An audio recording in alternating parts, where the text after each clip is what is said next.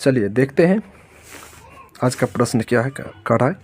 देखिए प्रश्न कर रहा है कि दो संख्याओं के वर्गों का अंतर 180 है। छोटी संख्या का वर्ग बड़ी संख्या का 8 गुना है। दोनों संख्याएं ज्ञात कीजिए। ये कितना आसान प्रश्न है। क्या कर रहा है, दो संख्याओं के वर्गों का अंतर 180 है और छोटी संख्या का वर्ग कर रहा है कि बड़ी संख्या का 8 गुना है। ठीक, तो पहले यहाँ पे मान लेते हैं। देखिए अपना लोग मानना पड़ेगा कि माना कि छोटी संख्या बराबर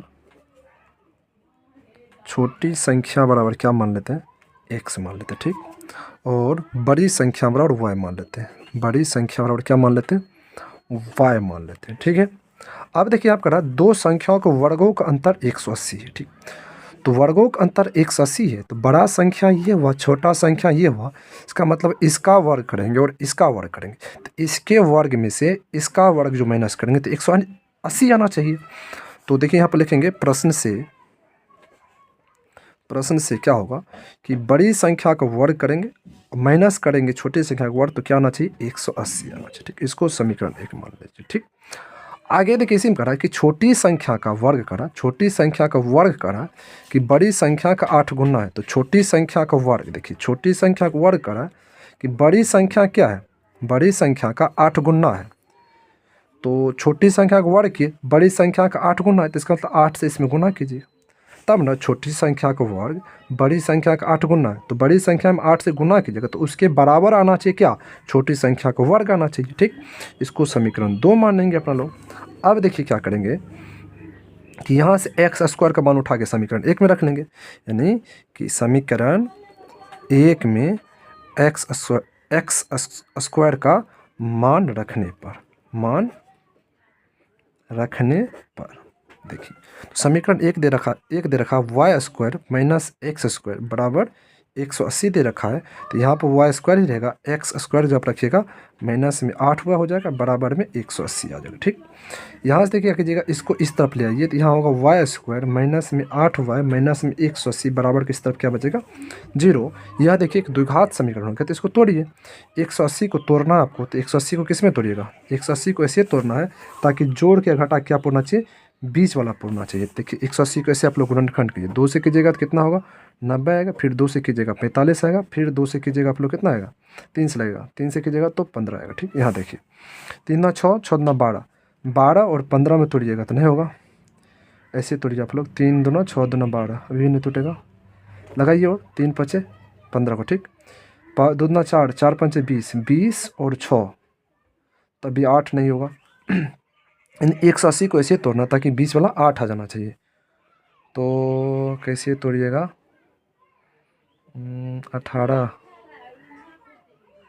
गुना 10, 18 और 10 में तोड़ लीजिए, 18 और 10 में 18 दिन कितना होगा, 180 होगा। हाँ टूट जाएगा। देखिए यहाँ पर लिख लेंगे माइनस 18y प्लस क्या लिख लेंगे 10y माइनस 180 बराबर 0। तो 18 में से 10 घटाइएगा 8 हो जाएगा, सही है। अब देखिए इस दोनों में कॉमन लीजिए आप लोग। इस दोनों में क्या कॉमन आएगा, y कॉमन आएगा, तो यहाँ बचेगा y, यहाँ बचेगा 18। ठीक, फिर इस दोनों में आप लोग कॉमन लीजिए, तो यहाँ कॉमन ले लीजिए आप लोग 10 कॉमन लीजिएगा, तो यहाँ बचेगा y माइनस 18 बचेगा, बराबर किस तब 0 होगा। इस पूरा में और इस पूरा में फिर देखिए कॉमन क्या होगा, y माइनस 18 दोनों में है, तो y माइनस 18 फिर कॉमन कीजिए, तो यहाँ बचेगा y और यहाँ बचेगा प्लस 10, बराबर किस तब 0 कर लीजिए।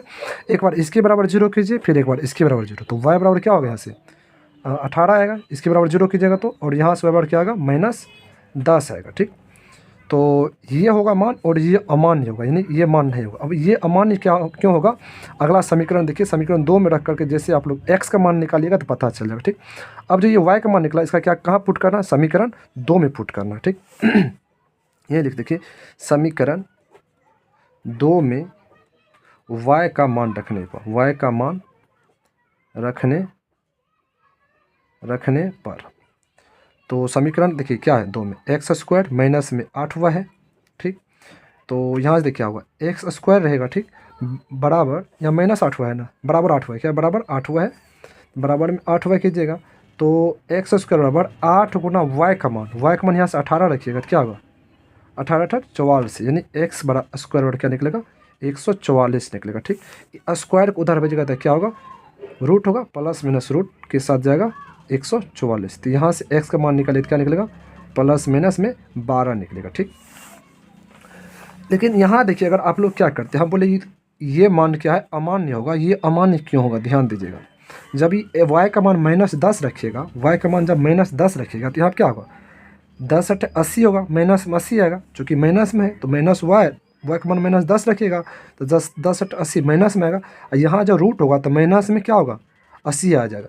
ठीक, तो माइनस 80 इसलिए क्या होगा, अमान्य होगा। ठीक, अब देखिए यहाँ से क्या होगा कि y का मान तो यहाँ से पता चल गया 18। ठीक, x का मान, तो x का मान क्या लिख सकते हैं हम लोग, 12 भी हो सकता है, यानी 12 भी और -12 भी हो सकता है। ठीक, तो चलिए इसके नीचे आपको लिखना, तो हमको यहाँ जगह यहाँ लिख देते हैं कि अतः x और क्या होगा, एक बार x बराबर 18, y बराबर क्या हो सकता है, 12 भी हो सकता है, या x बराबर 18, y बराबर -12, ये दोनों हो सकता है। ठीक, तो इस प्रकार से क्या करें हम लोग, इस प्रकार के प्रश्न को सॉल्व कर लेंगे। ठीक है दोस्तों, चलिए।